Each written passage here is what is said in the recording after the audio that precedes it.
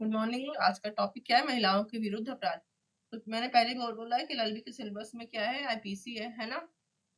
But मैं क्या पढ़ा रही हूँ, बीएनएस, क्योंकि अब तुम लोग को बीएनएस ही काम आने वाला है। तो क्या करना है, बीएनएस के साथ जिस आईपीसी का सेक्शन है वो मैं बता देती हूँ, तो तुम एग्जाम में दोनों सेक्शन लिख सकते हो। फैक्ट क्या है, क्योंकि बीएनएस के ही जानने हैं, बहुत अंतर भी नहीं है, ठीक है, मोस्टली सेक्शन ही कम हुआ है। अब देखो, पहले क्या था, जो बीएनएस था, सॉरी, जो महिलाओं के विरुद्ध अपराध था वो शरीर के विरुद्ध अपराध में रखा हुआ था, ठीक है। ये क्या है, ये इंडेक्स है। देखो हर किताब में पहले थोड़ा सा दिया रहता है ना कि चैप्टर का नाम क्या है, फिर किस पेज पर होगा, उसी को इंडेक्स कहते हैं। बेयर एक्ट में सेक्शन दिया रहता है, ठीक। पहले चैप्टर 16 था, शरीर के विरुद्ध अपराध। अब आईपीसी में, बीएनएस में ये चैप्टर 6 में है, शरीर के विरुद्ध अपराध। बट क्या किया गया है, बीएनएस में एक जैसे अपराधों को एक जगह कर दिया गया, तो महिला वाले अपराधों को एक जगह कर दिया गया। शरीर के विरुद्ध सामान्यतः अपराध से निकाल के विशेष अपराध में रख दिया गया है, ठीक है। और इसको चैप्टर 5 में कर दिया गया ना। अब हम पढ़ेंगे तो चैप्टर 5 शरीर के विरुद्ध अपराध तो हो नहीं रहा है, ये मतलब हेल्थ हो रहा है, लेकिन अलग चैप्टर में हो रहा है ना। तो यहाँ पे हम तुमको आईपीसी चाहे चैप्टर 16 में होगा, चाहे 15 में होगा, 14 में होगा, जहां भी वो सेक्शन होगा हम साथ में बता देंगे, ठीक है। बेयर एक्ट इसलिए पढ़ रहे हैं कि जो भी तुम लॉ लिखते हो, देखो जो बड़े बड़े विधि शास्त्री होते हैं वो बेयर एक्ट को एक्सप्लेन करके केस के साथ बुक लिखते हैं, ठीक है, अलग अलग जगह से एग्जाम्पल देके। और उससे भी बड़े विधि शास्त्री हमारे सीरीज लिखते हैं, ठीक है, जिसको पढ़ के हम लोग एलएलबी पास कर लेते हैं, ठीक है। एलएलबी के लिए वो पर्याप्त है। बट अगर वकालत कर, अगर तुमको सिर्फ एलएलबी की डिग्री चाहिए, सीरीज इज इनफ। बट अगर तुमको इसमें कैरियर बनाना है, एलएलएम करना है, वकालत करना है, हाई कोर्ट में वकालत करना है, पीएचडी करनी है, नेट जेआरएफ तो करना ही करना है पीएचडी करने के लिए, जुडिशरी करनी है, तो बेयर एक्ट आना चाहिए, ठीक। इतना सब घोषणे के बाद चलो टॉपिक पे चलते हैं। तो मैंने क्यों किया, मैं हमेशा अपना अगर बेयर एक्ट का शॉर्ट भेजती हूँ तो उसमें आगे मैं ये चीज कर देती हूँ, इंडेक्स। अगर तुम लोग को कभी ये बनाना हो, नोट्स बनाना हो प्री वाला, तुमको बेयर एक्ट अंदर से पढ़ना होगा। अंदर से पढ़ने के बाद क्या होता है, हम लोग 100 बार नोट्स बनाते हैं। मैंने खुद 100 बार 200 बार बनाया होगा, इसलिए मुझे याद नहीं रहता, रिवीजन नहीं होता कभी, है ना। एक बार बनाओ, अच्छे से 5 बार 6 बार पढ़ो, उसके बाद इंडेक्स ऐसे निकाल लो, 2 साइड करके, ठीक है। एक साइड प्लेन रहता है, एक साइड प्रिंट रहता है। प्रिंट में ये रहेगा ही। अब जो तुम्हारा एमसीक्यू तुम सॉल्व करोगी, और जो तुम्हारा सेक्शन से टॉपिक सबसे ज्यादा आया हो, जैसे रेप की परिभाषा, तो यहाँ पे हाईलाइट कर लो, ये बहुत बार आ चुका है। इसमें जो पॉइंट होंगे, जैसे दंड जितना होगा उसको यहाँ पे थोड़ा सा लिख लो, इससे तुम्हारा पूरा ये इंडेक्स 7 8 10 12 पेज का होता है, उसमें तुम्हारा पूरा प्री का नोट्स हो जाएगा। और जब तुमको अंदर तो नीचे तुम केस लिख लोगी और लिखने की प्रैक्टिस करोगे तो मेंस का हो जाएगा, ठीक है। मेरे पास बोलने के लिए बहुत कुछ है। चलो करते हैं फिर से इसको। देखो भले रिकॉर्डिंग हो रही है ना, और तुम लोग कुछ भी पूछना चाहो तो पूछ सकते हो, बस टॉपिक से संबंधित रखना, ठीक है, बाहर मत जाना। डायरेक्टली नहीं पूछना चाह रहे हो तो मैसेज करके पूछ सकते हो, ठीक।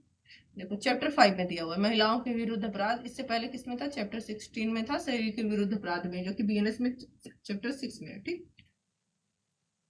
बीएनएस महिला और बालक के विरुद्ध अपराधों के विषय में है। कौन सा पेपर पढ़ रहे हैं हम लोग, लॉ ऑफ क्राइम पढ़ रहे हैं, है ना, एलएलबी से का। और इसमें कौन सा टॉपिक था, यूनिट 3 था, जो कल मैंने शॉर्ट भेजा था। पूरा यूनिट करेंगे, बेयर एक्ट से क्लियर हो जाए, फिर इसी से तुम अपना सीरीज में हाईलाइट कर लेना, नहीं तो नोट्स भेजेंगे बाद में क्लास में, उसको देख लेना, ठीक है, ग्रुप में। देखो, तो दो लोगों के अपराध हो रहे हैं, दो लोगों के विरुद्ध अपराध हो रहा है, किसके किसके, पहला महिला और दूसरा बालक। वनडे एग्जाम दो, एलएलएम का एंट्रेंस दो, अगर पूछ लिया महिला के विरुद्ध अपराध किस चैप्टर में है या बालक के विरुद्ध, चैप्टर 5 में। जैसे छोटी क्लास में हम लोग पढ़ते थे चैप्टर 1 चैप्टर 2, लास्ट में उसका आंसर राइटिंग वगैरह करते थे, उस तरीके से थोड़ा सा इंटरेस्ट दिखाओगे तो हो जाएगा। तो सबसे पहले इसमें टॉपिक क्या है, लैंगिक अपराधों के विषय में। लैंगिक अपराधों को मतलब जेंडर बेस्ड, ठीक है ना। सबसे पहला टॉपिक जो हुआ है रेप। और जो कल हमने यूनिट भेजा था, यूनिट 2, उसमें भी रेप की परिभाषा थी, 3rd या 4th नंबर पे थी, लेकिन चूंकि इसमें पहले दिया है तो हम लोग पहले पढ़ लेते हैं, है ना। 3rd और 4th नंबर पे था, लेकिन टॉपिक तो अलग से था। नाउ आईपीसी में किस सेक्शन में दिया था ये?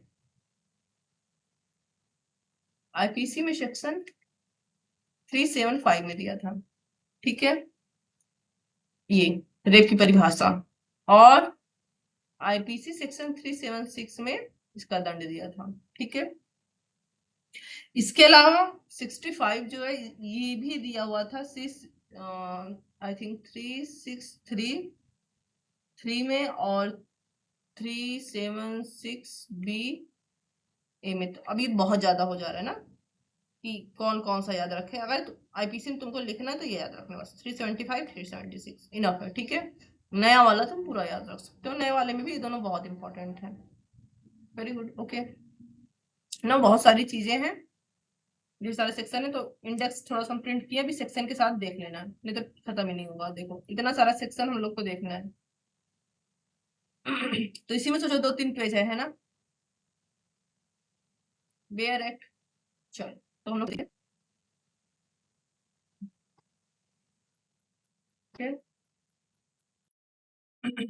फिर से वही बात आगे देखो, जो इंडेक्स में था चैप्टर 5 में है, पहले किस में था, चैप्टर 16 में आईपीसी में शरीर के विरुद्ध अपराध में, और बीएनएस में चैप्टर 6 है शरीर के विरुद्ध अपराध। लेकिन महिला और बच्चों का एक अलग से चैप्टर बना दिए हैं, महिला और बालक लैंगिक अपराध है।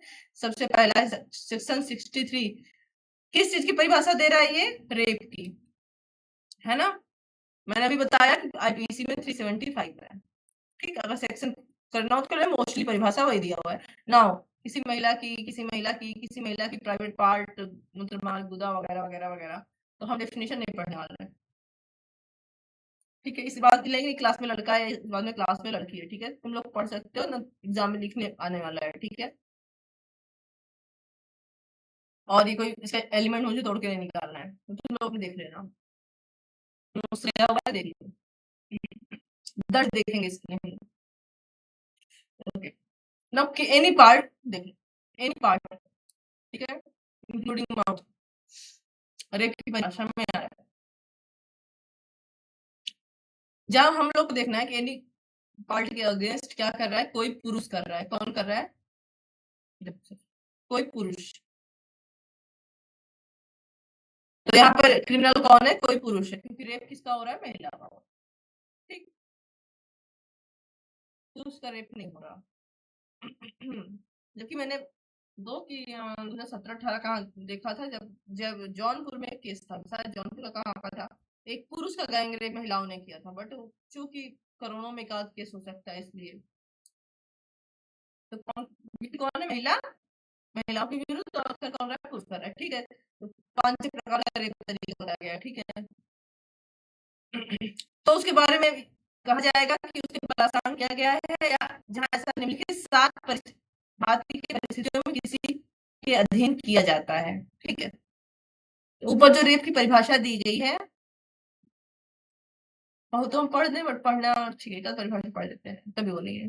किसी महिला की योनि उसके मुंह, मूत्रमार्ग या गुदा में अपना, और ठीक है, जेंडर किसी भी सीमा तक प्रवेश करता है, या उसे ऐसा अपने साथ या किसी अन्य व्यक्ति के साथ कराता है, और इसी तरह पूरा है।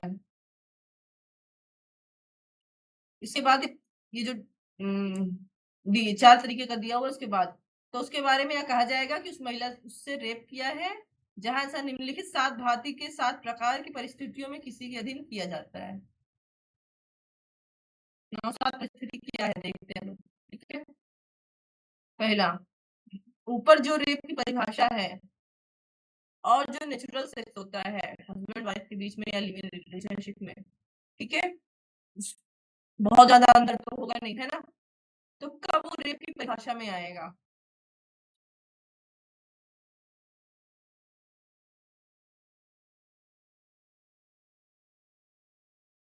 बोल रहा है कि कब वो रेप की परिभाषा में आएगा।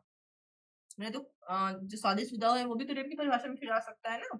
तो इसके लिए 7 प्रकार दिया गया है। पहला, उस महिला की इच्छा के विरुद्ध हो, against the will of women, ठीक है, या उस महिला की सम्मति के बिना हो। देखो, अब इच्छा और सम्मति के विरुद्ध में क्या होता है, देखो इच्छा क्या है और कंसेंट क्या है, अभी बता दे क्या है। पहले सातों देख लेते हैं, यहाँ यहीं पे देख लो इच्छा क्या है और कंसेंट क्या है ना। किसी के साथ नहीं करना है उसको, कोई रिलेशनशिप नहीं बनाना है, ठीक है। कंसेंट क्या है, ये दो प्रकार से हो सकता है, आप गलत तरीके से ले लो, मान लो जिसके साथ रिलेशन बना रही है उसको अपना पति समझ रही है ना, तो आपने क्या किया, उसके कंसेंट के बिना किया है। मान लो ए बी ट्विंस है और वो क्या समझ के कंसेंट दे रही है कि वो अपने पति ए के साथ रिलेशनशिप बना रही है, बट कंसेंट किसने लिया है, पति ने, बी ने, ठीक है। यह महिला की सम्मति से तो किया गया है, जब उसकी सम्मति उसे ऐसे किसी व्यक्ति के जिसकी तरह हितबद्ध है, मृत्यु आदि अभय में डालकर अभिप्राप्त की गई है। तीसरा बोल रहा है सम्मति दे रही है, देखो पहला इच्छा नहीं है महिला का, तब आप कर रहे हो रेप होगा, ठीक है। दूसरा महिला का कंसेंट नहीं है, तब भी आप कर रहे हो तो रेप होगा। तीसरा महिला ने कंसेंट दिया लेकिन आप उसको धमकी दिए हो, इस तरीके की धमकी कि उसे जिससे वह हितबद्ध है उसे स्वयं को या उससे किसी रिलेटिव को, मतलब जिससे वो हितबद्ध होगी, ठीक है, तो मार दूंगा अगर तुम मेरे साथ रिलेशनशिप नहीं बनाओगी। 3 हो गया, 1 2 3। नाउ फोर्थ तरीका क्या बोल रहा है, उस महिला की सम्मति से फिर से कंसेंट मिल रहा है, क्या मिल रहा है, कंसेंट मिल रहा है कि वह पुरुष यह जानता है कि वह उस महिला का पति नहीं है और उस महिला ने सम्मति इस कारण दी है कि वह यह विश्वास करती है कि वह ऐसा अन्य पुरुष है जिससे विवाहित है या विवाहित होने का विश्वास करती है। तो जो अभी मैंने यहाँ पे देखा, तो इनसे कंसेंट कैसे लिया है, जिसको कंसेंट दे रही है पति समझ के दे रही है, बट जिसने कंसेंट लिया है वो एक्चुअली पति उसका नहीं है, ठीक है, ओके।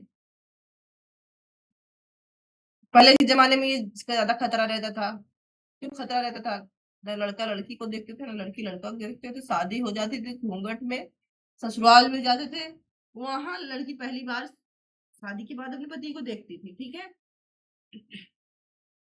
आपके जमाने में मोस्टली यही चांस है ट्विंस वाला ले सकते हो, ठीक है, हम शकल वाला या कोई भ्रम वगैरह हो, ठीक है। पांचवा तरीका क्या है, वह महिला का कंसेंट से जब ऐसी सम्मति देने के समय वह चित्त विकृत या मत्ता के कारण उस पुरुष द्वारा व्यक्तिगत रूप से किसी अन्य व्यक्ति के माध्यम से कोई संज्ञा शून्यकारी या अस्वास्थ्यकर पदार्थ किए जाने के कारण उस बात का जिसके बारे में सम्मति देती है प्रकृति और परिणामों को समझने में असमर्थ है। पांचवा क्या है, वो कंसेंट दे रही है, क्या दे रही, सम्मति दे रही है रिलेशनशिप बनाने का, बट उसको ऐसी स्थिति में रखा गया है मादक पदार्थ देकर या शराब पिलाकर नशा करा के कि वो सम्मति का परिणाम क्या होगा, किस लिए वो सम्मति दे रही है या वो जो कर रही है उसका परिणाम क्या होगा, वो या जिसके साथ वो संबंध बना रही है उसका परिणाम क्या होगा, वो नहीं समझ पा रही है, ठीक है। छठवां, उस महिला की सम्मति से या उसके बिना जब 18 वर्ष से कम की है ना, अगर वो चाहे कंसेंट दे रही है, फ्री कंसेंट दे रही है आराम से बिना किसी प्रॉब्लम के, और चाहे नहीं दे रही है कोई बात नहीं, लेकिन अगर वो 18 साल से कम है और आप उसके साथ संबंध बनाते हो तो रेप होगा, ठीक। नाउ पांचवा छठवां सातवां, अब देखो, अब वो महिला अपना कंसेंट देने योग्य ही नहीं है, तो कंसेंट देने योग्य ही नहीं है क्या मतलब है, मान लो कोमा में है ना, बट उसको पता है उसके साथ क्या हो रहा है या वो बेहोश है, इन सब परिस्थितियों में आप कैसे जानोगे कि उसने कंसेंट दिया है कि नहीं। अगर ऐसी परिस्थितियों में आप उसके साथ रिलेशनशिप बनाओगे तो वो रेप में आएगा, ठीक है। तीसरा तरीका हो गया, तो हम देख रहे हैं मेरा पीपीटी खुल जाए तो हम लोग बढ़िया वो कर लेते हैं, एक माइंड मैप बना लेते हैं ना यहीं पे तुरंत। चलो कंसेंट देख लेते हैं, कहाँ है ये लड़की, जो है क्लास में तो है बट नहीं भी है, ठीक है। कंसेंट कैसे दिएगी कोई वुमेन, नाउ स्वैच्छिक सहमति अभिप्रेत है, सबसे पहले सहमति कैसी होनी चाहिए, स्वैच्छिक होना चाहिए, बिल्कुल वैसे ही संविदा का इस्तेमाल है, ठीक है। जब महिला शब्दों द्वारा, कैसे, शब्दों द्वारा मतलब बोलकर, ठीक है, संकेतों द्वारा या किसी प्रकार की मौखिक या अमौखिक संसूचना द्वारा, मौखिक या अमौखिक में तुम ऐसे मान लो मैसेज करके, है ना, महिला अपनी इच्छा व्यक्त करती है कुछ, परंतु ऐसी महिला के बारे में जो प्रवेशन,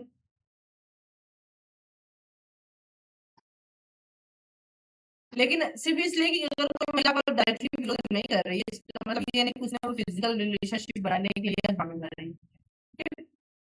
ओके, देखो अब हम जब वुमेन प्रेग्नेंट होती हैं या किसी भी कारण से मान लो कोई प्रॉब्लम होती है तो डॉक्टर के पास जाती है, तो डॉक्टर क्या करते हैं, उनकी जांच करते हैं। इस प्रकार जांच करते समय अगर वो कोई अंदर प्रवेश करते हैं, किसी प्रकार का चेकअप करते हैं, तो वो रेप नहीं करेगा, ठीक है। किसी पुरुष का अपने स्वयं की पत्नी के साथ रिलेशन बनाना, यदि पत्नी 18 वर्ष से कम आयु की ना हो तो रेप नहीं होगा, लेकिन अगर पत्नी 18 वर्ष से कम आयु की है तो रेप होगा, ठीक है। ओके, तो रेप की भाषा होगी 63 में। नाउ 64 बीएस रेप की परिभाषा 76 आईपीसी। क्या होगा रेप की परिभाषा में? जो कोई रेप करेगा और दोनों में से किसी भांति के कठिन कारावास से, जिसकी अवधि 10 वर्ष से कम की नहीं होगी, किंतु जो आजीवन कारावास तक की हो सकेगी। जो कोई रेप करेगा वो दोनों में से किसी भांति के,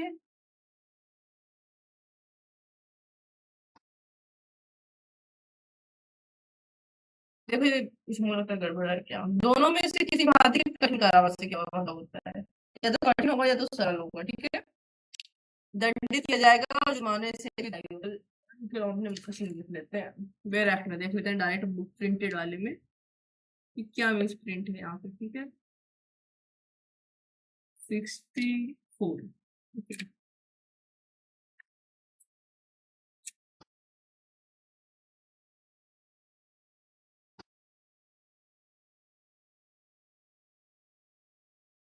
और दोनों में से किसी भांति के कठिन कारावास से,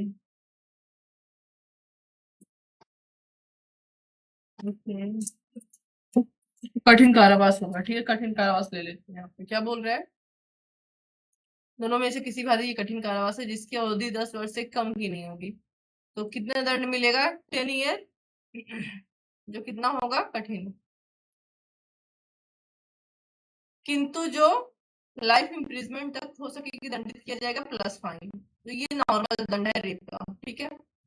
10 ईयर कम से कम, 10 साल से आजीवन कारावास तक और फाइन, ठीक है, दोनों मध्य में से किसी कारावास से। लेकिन अगर कोई पुलिस अधिकारी है और पुलिस थाने की जिसमें से पुलिस अधिकारी नियुक्त है सीमाओं के भीतर रेप करता है, तो कोई पुलिस ऑफिसर और उस जहां जिस एरिया में वो क्या है पोस्टेड है उसके अंदर रेप करता है, ठीक है, या किसी भी थाने में रेप करता है, या ऐसी पुलिस अभिरक्षा में है, या ऐसी पुलिस अधिकारी के अधीनस्थ किसी पुलिस अधिकारी किसी महिला के साथ रेप करता है, लोक सेवक रेप करता है, केंद्रीय, इसमें देखो गवर्नमेंट ऑफिसर या ऑफिसर वगैरह जो है उनकी बात हो रही है, प्लस किसी अस्पताल के प्रबंधन कर्मचारी वृंद में होते हुए उस अस्पताल में हॉस्पिटल में महिला के साथ रेप हो रहा है, ठीक है। महिला का कोई रिलेटिव है, कोई संरक्षक है, कोई टीचर है, उसके प्रति कोई न्यास व्यक्ति है, तब उसका रेप कर रहा है, ठीक है। कभी सांप्रदायिक दंगा वगैरह फैला हुआ है, वहां पे महिला के साथ रेप हो रहा है, किसी महिला के साथ ये जानते हो कि महिला प्रेग्नेंट है तब उसका रेप किया जा रहा है, ठीक है। जो महिला सम्मति देने में असमर्थ है, मान लो मानसिक रूप से या अन्य किसी कारण से, ठीक है, उसका रेप हो रहा है। किसी महिला पर नियंत्रण या प्रभाव रखने की स्थिति में होते हुए उस महिला के बलात्संग हो रहा है, मान लो कोई गुरु है किसी का, ठीक है, और अपने चेले को ऐसा असर होता है, ठीक है, कि उसका रेप करे, या गुरु मतलब आसाराम टाइप का, ठीक है। मानसिक या शारीरिक निषद से ग्रसित किसी महिला, जो महिला विकलांग टाइप की है, उसका मतलब मानसिक और शारीरिक रूप से क्या निषद उसका रेप कर रहा है, या बलात्कार करते समय किसी महिला को गंभीर शारीरिक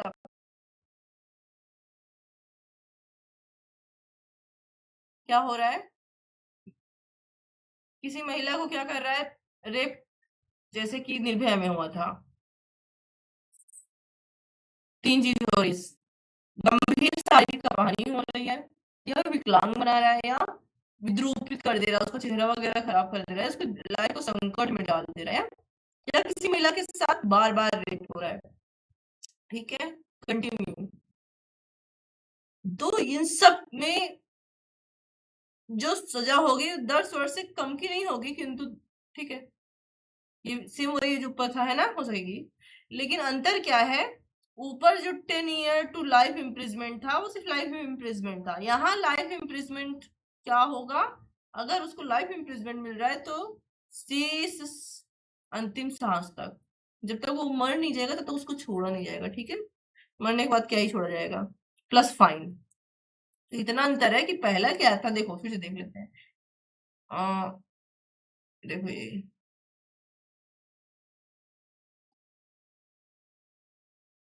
64(1) कह रहा है कि कोई रेप करेगा वो 10 साल मिनिमम, जो कि कठोर होगा, सिर्फ plus life imprisonment plus fine. But अगर सेम रेप किसी ऑफिसर द्वारा किसी हॉस्पिटल में किसी ऐसे व्यक्ति के अंदर जो जो आपका संरक्षक है या जिससे रेप हो रहा है वो ऐसी सहमति देने लायक नहीं है, विकलांग है, या आप उसका कंटिन्यू रेप कर रहे हो, तब फिर भी सेम दंड है, ठीक है। अंतर क्या है कि इसमें लाइफ इम्प्रिजमेंट, वहां पे लाइफ इम्प्रिजमेंट शेष जीवन काल तक नहीं था जितना कोर्ट निर्धारित करे, ठीक है, यहाँ पे शेष जीवन काल तक है, ठीक है। अब देखो इस उदाहरण के प्रयोजनों के लिए सशस्त्र बल अस्पताल वगैरह जो जो आएगा 64 टू के लिए क्या आएगा वो तुमको इतना पढ़ लेना, कोई वो बहुत ज्यादा नहीं है, ठीक है। महिलाओं या बालकों की संस्था भी इसमें आएगी। नाउ 65 देखते हैं। कतिपय मामलों में रेप के लिए दंड, देखो अभी 64 में भी रेप के लिए दंड था, यहाँ पे कुछ और है, थोड़ा और गंभीर वाला होगा, ठीक है। जो 16 वर्ष से कम आयु की किसी महिला से रेप करता है, देखो 18 साल की का लड़की के साथ रिलेशनशिप बनाना भी रेप है, ऑलरेडी है, बट वो किस में जाएगा, 64(1) में जाएगा, ठीक है। नाउ 16 साल से कम लड़की के साथ आप अगर रेप कर रहे हो तो अब आप किस में जा रहे हो, 65(1) में जा रहे हो। किसी महिला के साथ रेप करता है वो कठिन कारावास से, जिसकी उम्र कितनी होगी, 20 साल से कम की नहीं होगी, ठीक है। नाउ कठिन क्या होगा, ये कठिन होगा। और उससे पहले वाला कितना था, 10 साल है ना, मिनिमम 10 साल था, इसमें मिनिमम 20 साल है, इसमें मिनिमम कितना है, 20 साल है, अन्यून होगी। किंतु जो लाइफ इम्प्रिजमेंट तक होगी फिर से शेष प्राकृतिक जीवन काल के कारावास से दंडित होगा प्लस फाइन, फाइन सब में लगा हुआ है, ठीक है। और जो ऐसा फाइन होगा वो जो पीड़िता होगी उसे चिकित्सीय खर्चों और उसके पुनर्वास के लिए न्यायोचित और युक्त होगा। तो यहाँ पे फाइन कितना होगा ये नहीं बताया गया है, बट इतना फाइन लगाया जाएगा रेपिस्ट पर कि उस महिला का जिसका रेप हुआ है, पीड़िता का, उसका क्या हो सके, इलाज हो सके, उसका पुनर्वास किया जा सके, ठीक है। ओके, परंतु कि यह और केस सुधारा के अधीन आरोपित किसी भी जुर्माने का संदाय पीड़िता को किया जाएगा, ठीक है। जितना भी फाइन लगेगा सब पीड़िता पाएगी। अब देखो अभी हमने क्या देखा, 1864(1) में था, 16 साल का 65(1) में था, नाउ अब आ रहा है 12 साल का, और ये किसमें है, 65(2) में है, ठीक है। आईपीसी वाला कॉन्सेप्ट नहीं, ठीक है। जो कोई 12 वर्ष से कम आयु की किसी महिला के साथ रेप करेगा वह कठिन कारावास से, जो 20 साल से कम का नहीं हो, किंतु आजीवन कारावास से जो शेष प्राकृतिक जीवन कारावास तक होगा। इतना तो हमने देखा था, बाकी इसमें था ही है ना, 16 में इतने तो था, 20 साल न्यूनतम लाइफ इम्प्रिजमेंट, अंतिम क्षण तक। तो क्या अलग से क्यों दिया गया है, इसमें एक प्लस फाइन, तो इसमें एक चीज और ऐड किया गया है, वो है डेथ पनिशमेंट। आपको डेथ पनिशमेंट भी हो सकता है ये, और जुर्माना या मृत्युदंड से भी दंडित किया जाएगा। देखो और जुर्माना या, अगर और जुर्माना लगाने के बाद यह लगा दिया गया है, तो अगर डेथ पनिशमेंट आपको मिल रहा है तो फाइन नहीं लगाना पड़ेगा, लेकिन मेरे ख्याल से फाइन लगना चाहिए, क्योंकि फाइन होगा, ठीक है, फाइन होगा, क्योंकि नहीं तो पीड़िता को क्या मिलेगा, ठीक है। परंतु ऐसा जुर्माना पीड़िता के चिकित्सीय खर्चों को पूरा करने, ठीक है, जुर्माना लगेगा, परंतु यह कि इस धारा के अधीन अधिरोपित किसी जुर्माने का संदाय पीड़िता को किया जाएगा। चलो 3 चीज बोल चुका है ये। 64(1) में 18 साल या उससे कम, मतलब 18 प्लस महिला के लिए, 18 से कम हो चाहे 18 से ज्यादा हो, 18 से कम महिला का अगर कंसेंट से भी कर रहे हो तो रेप में आएगा, ठीक है। 18 से ऊपर का कंसेंट के विदाउट है तब रेप होगा, लेकिन 65(1) क्या बोल रहा है कि 18 से 16 से कम है और कंसेंट तो चाहे हो चाहे नहीं, 18 से कम हो तभी नहीं मान्य होता है ना, तो रेप होगा। और 65 दो बोल रहा है 16 से कम, ना वो सॉरी 12 से कम। अंतर क्या है, जब 16 से कम है तो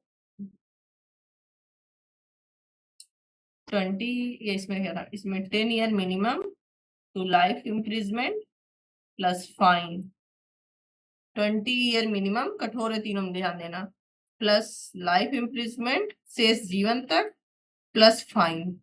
और इसमें क्या है, 12 से कम वाले का फिर वही है 20 year minimum plus life imprisonment शेष प्लस फाइन। एक्स्ट्रा क्या है इसमें, इसमें एक्स्ट्रा है डेथ पेनाल्टी। क्या है, डेथ पेनाल्टी, ठीक है।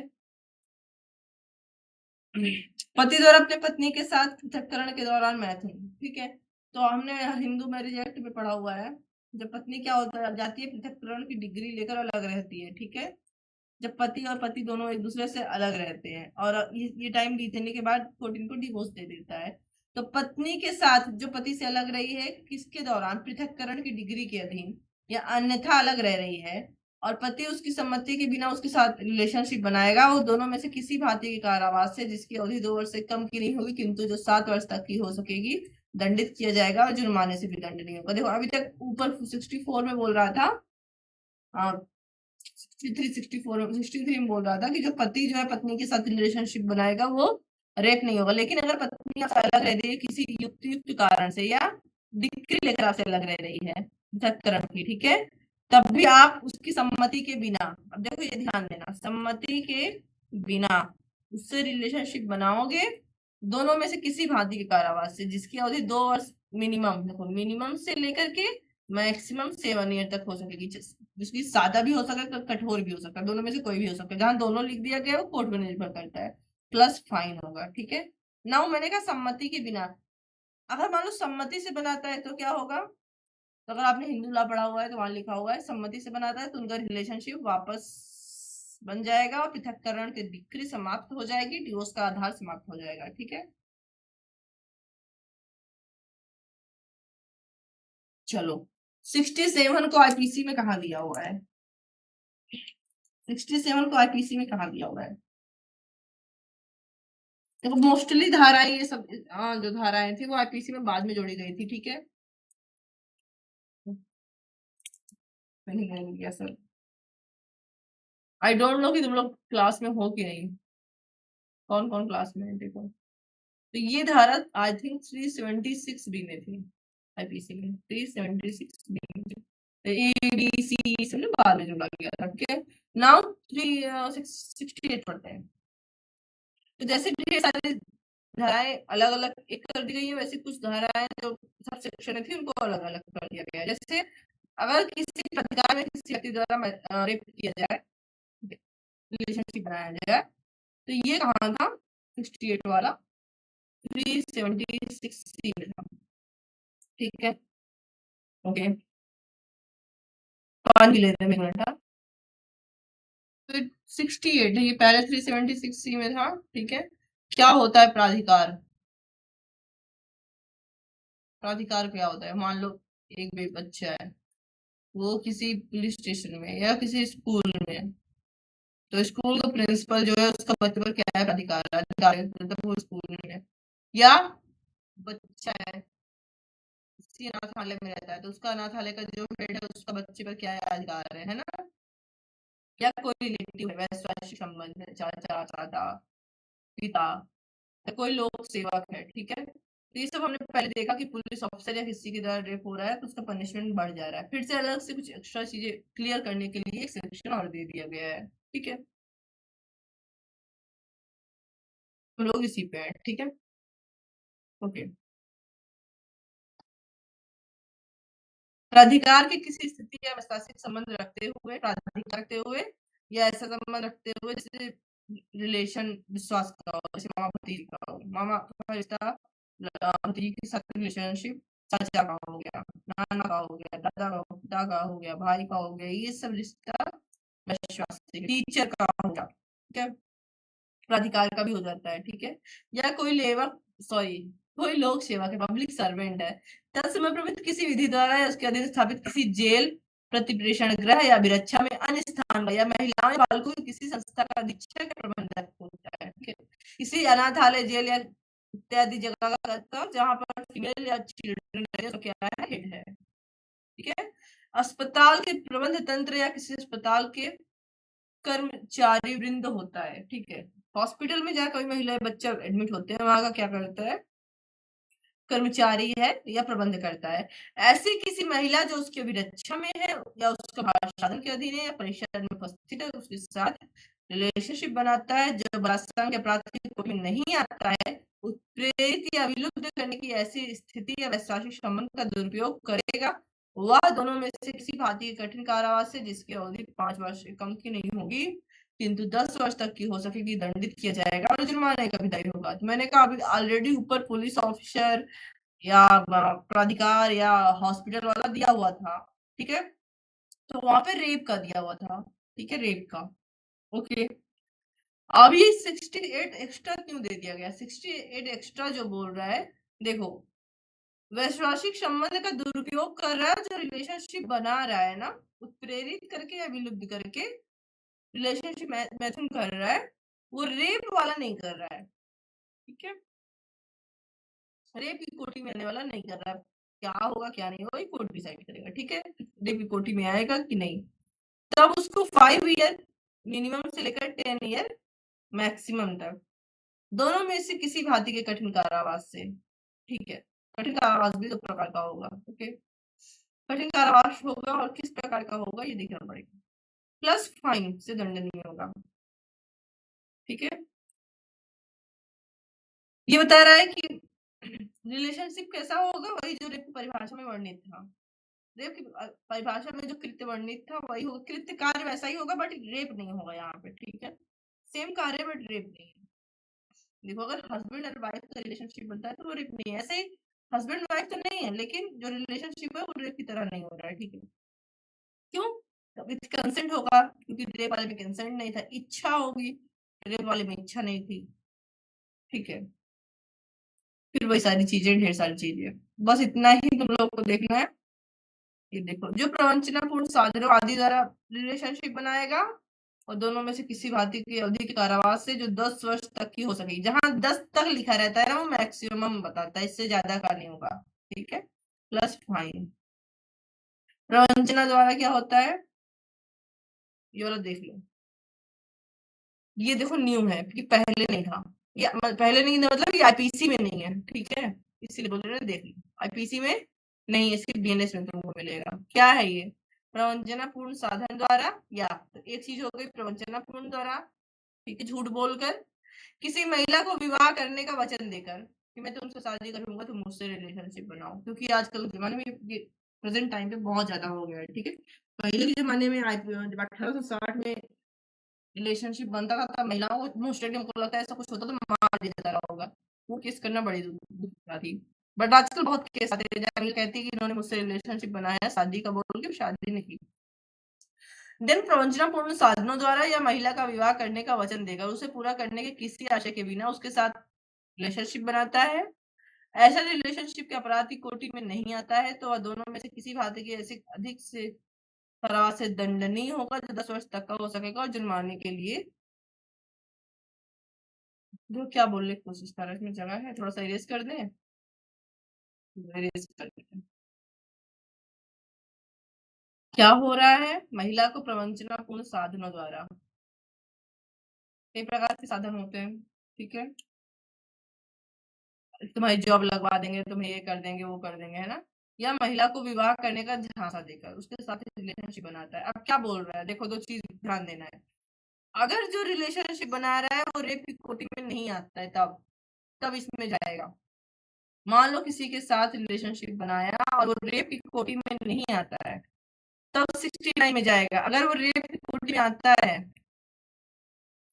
ठीक है, मान लो महिला सहमति देने में असमर्थ है, उसकी फैमिली से बोलकर मैं इससे शादी करूंगा, उसका या पागल उससे बार बार रेप कर रहा है कि मैं इससे शादी करूंगा, तब वो रेप की कोटि में जाएगा, क्लियर सी बात है। लेकिन अगर वो रेप की कोटि में नहीं भी जाता है तब भी वो दंडनीय अपराध है और किस में जाएगा, 69 में जाएगा।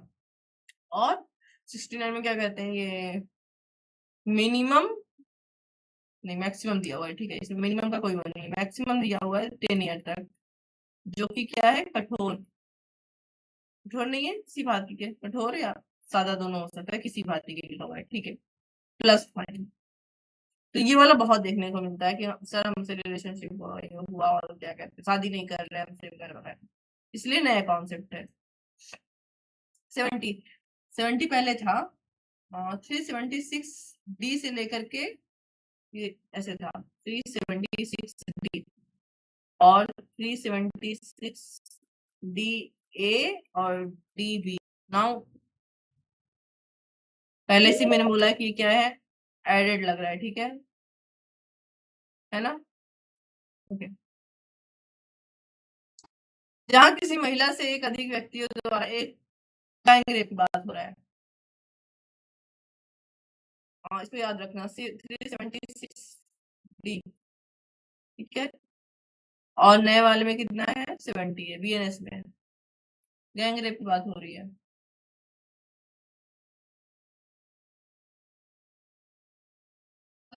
बिना का क्वेश्चन ना हो तो बीच में क्वेश्चन मत करना, ठीक है। जब किसी महिला से एक या अधिक व्यक्तियों द्वारा एक सामूहिक गठित, ठीक है, गैंग रेप हो रहा है, दंड देख लो, सीधे इसका बस है, ठीक है, 20 वर्ष से कम की नहीं होगी, किंतु जो कारावास तक हो सकेगा, दंडित किया जाएगा, जुर्माने से भी दंड है। मिनिमम कितना होगा, 20 साल, 20 साल तक कठोर, to life imprisonment, life imprisonment कितना होगा, शेष जीवन तक, साफ लिख दिया गया है, ठीक है, प्लस फाइन। और प्रत्येक व्यक्ति को, देखो मैंने इसको पढ़ा नहीं, लेकिन प्रत्येक के बारे में इसमें लिखा हुआ है, प्रत्येक के बारे में, ठीक है ना, गैंग रेप दिया हुआ है 70, इतना दंड होगा।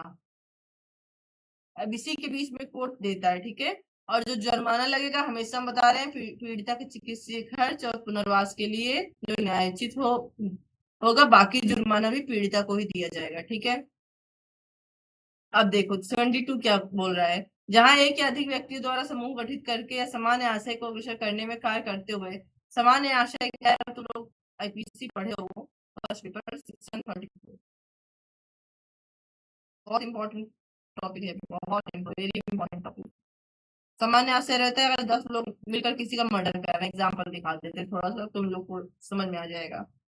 9 लोग, सब लोग प्लानिंग करके गए, 9 लोग सिर्फ क्या किए, वहां पे खड़े और एक ही मर्डर कर रहा है, लेकिन चूंकि सामान्य आशय से काम करने गए थे, एक साथ करने गए थे, सामान्य आशय से 10 के ऊपर मर्डर का चार्ज लगेगा, ठीक।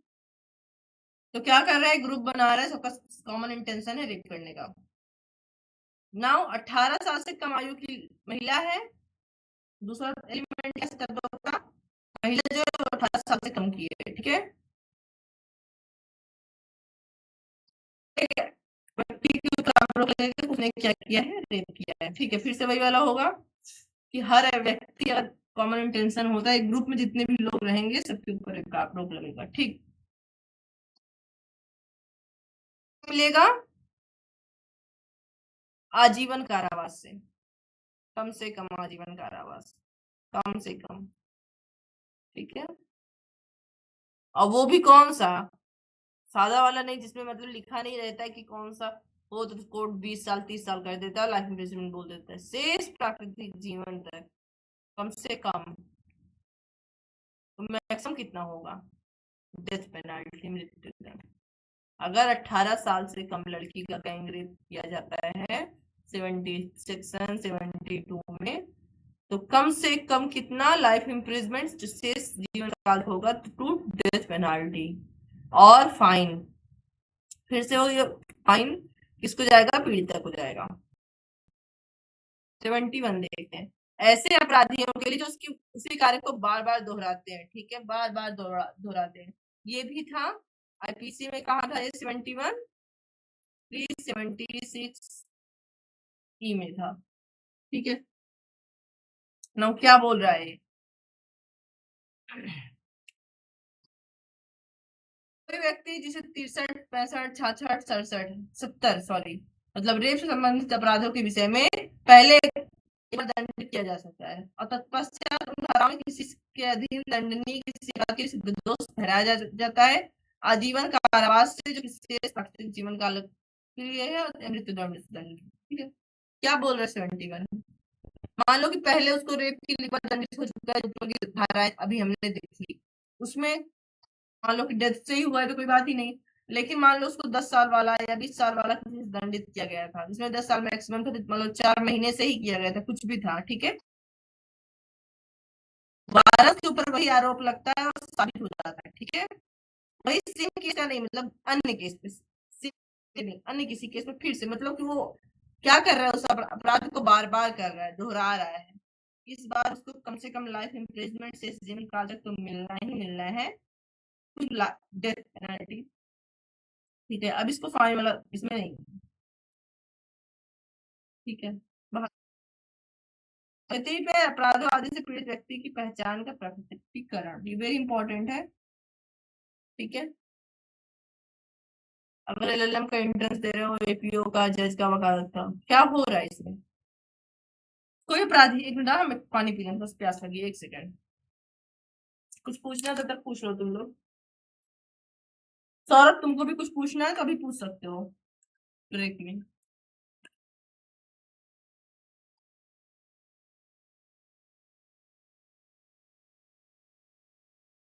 एसएस नाम से सौरभ भी है ना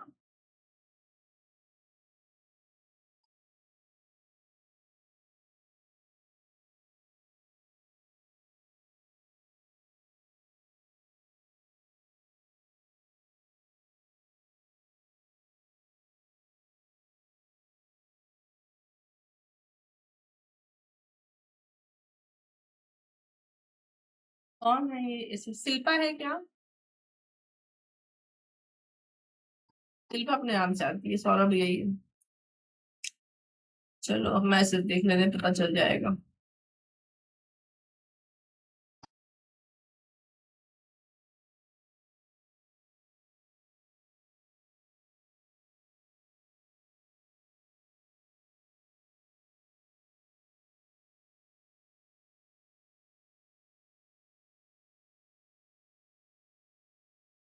आई थिंक 1 घंटे क्लास होने वाली है ठीक है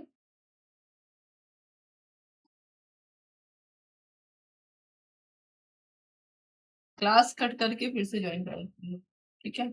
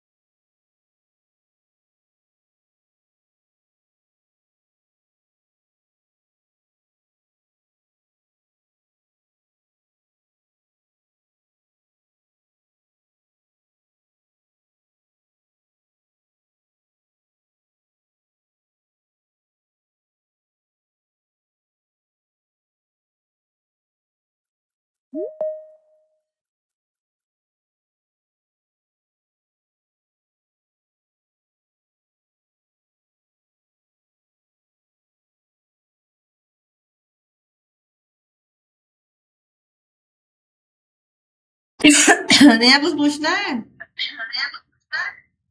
मैम आज आवाज बहुत कट रही है क्लियर नहीं आ रही आज बिल्कुल नहीं आ रही है मैम मौसम कहीं कहीं बहुत ज्यादा कटती है कहीं कहीं क्लियर आ रही है नहीं तो नहीं आ रही है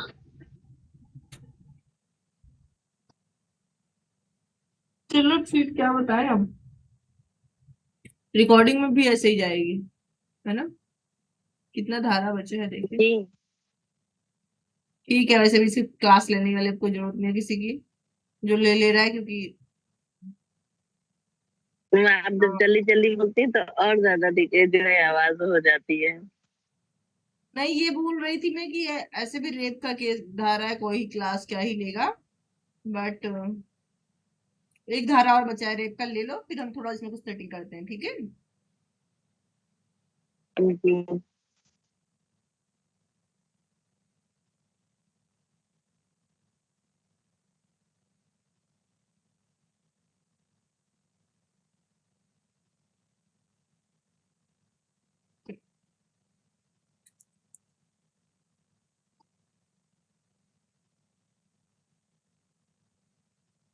चलो, तो कोई किसी नाम या अनुदात को विशेष व्यक्ति को फोटो नहीं आ रही है। नहीं आ रही है कहीं। देखो 72 क्या कहता है, इसमें पीड़ित की आईडी नहीं बतानी है आपको किसी को, ठीक है। देखो मोस्टली जो कोई पीड़ित रहता है रेप वगैरह का, उसका चेहरा न्यूज पे भी क्या करते हैं, छिपा के दिखाते हैं, ठीक है। क्या करते हैं, छिपा के दिखाते हैं, ताकि उसका चेहरा ना दिखे, ठीक है, वो सेफ रहे।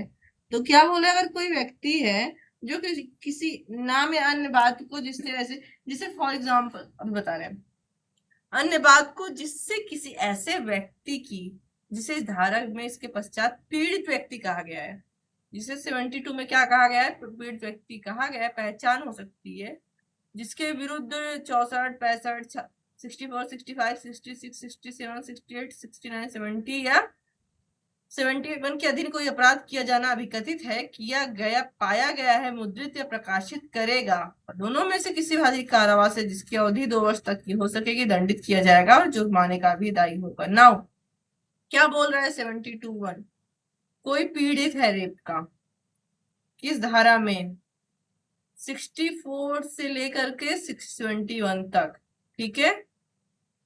तो इसकी आईडी कोई क्या करता है, मुद्रित या प्रकाशित करता है, जिससे दूसरे को मुद्रित या प्रकाशित करता है, चाहे जिस प्रकार से, चाहे सोशल मीडिया पे, चाहे जिस प्रकार से, ठीक है। तो उसको सजा मिलेगी। किसी की आईडी आप बताओगे जो दोनों में से, चाहे हार्ड चाहे सिंपल, क्या हो सके, कारावास हो सकेगा, जिसकी अवधि 2 वर्ष तक हो सकेगी, तक का मतलब 2 साल मैक्सिमम, प्लस फाइन भी लगाया जाएगा, ठीक है।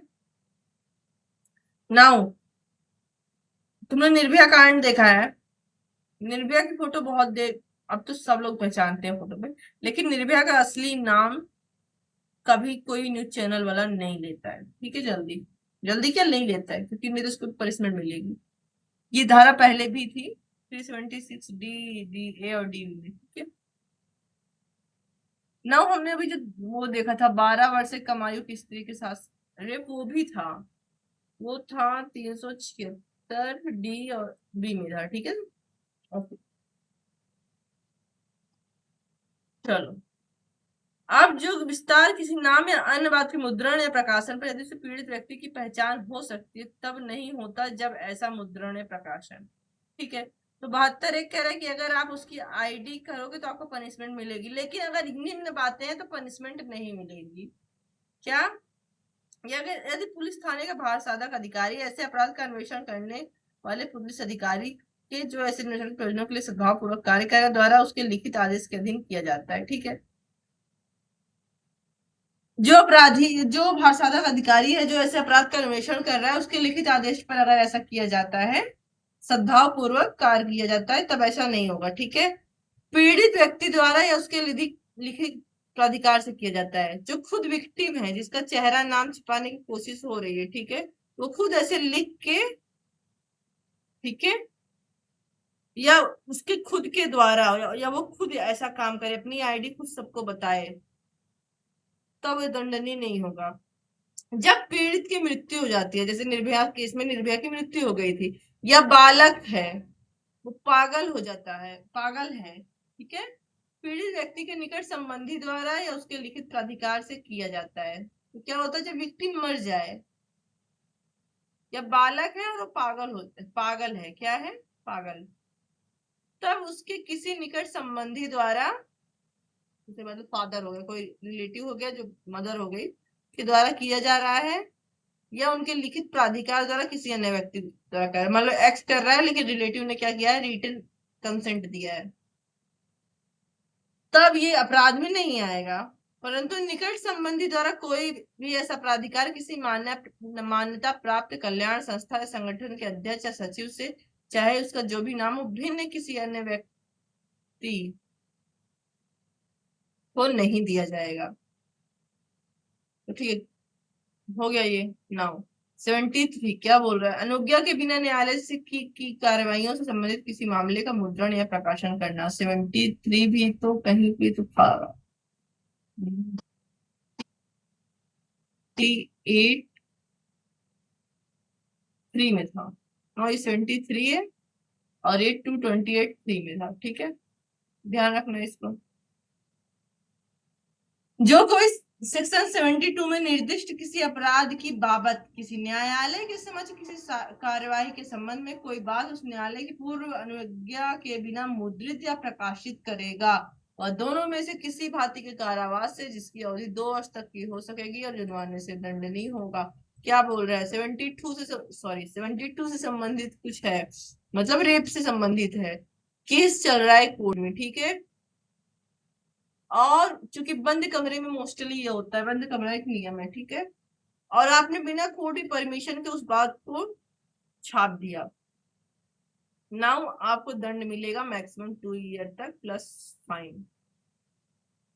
ओके, लेकिन अगर ये मुद्रण हाई कोर्ट या सुप्रीम कोर्ट के निर्णय का है तब इस धारा में नहीं आएगा, मतलब ये निचली अदालत पर लागू होगा 73। ओके, अगले वीडियो में हम लोग देखेंगे महिलाओं के विरुद्ध आपराधिक बल और हमले के विषय में। तो आपराधिक बल और हमला क्या होता है ये हमने फर्स्ट सेमेस्टर में देखा है। Okay, thank you.